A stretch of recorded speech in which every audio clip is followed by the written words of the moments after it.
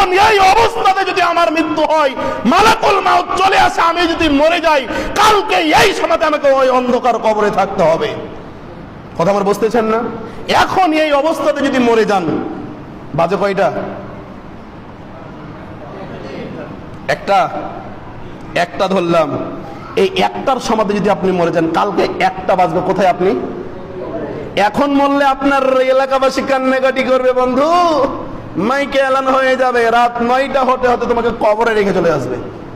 কি জীবন আমাদের, একটু চিন্তা করে দেখছেন না যে আমাদের জীবনটা কি? যে এখন যদি মারা যায়, এখন মসজিদে বসে আছি, এখন যদি মারা যায়, কালকে আমার উপরে বাসের ফালাটি থাকবে। এই সময়তে এতটুকু সময়ের আমাদের দাম নাই, আমাদের জীবনের মূল্য নাই। কিন্তু মানুষ উপলব্ধি করে না যে আমাকে ইসলাম সম্পর্কে জানতে হবে, তাওহীদের জ্ঞান আমার ভিতরে আমাকে নিতে হবে। আমি চলে যাব,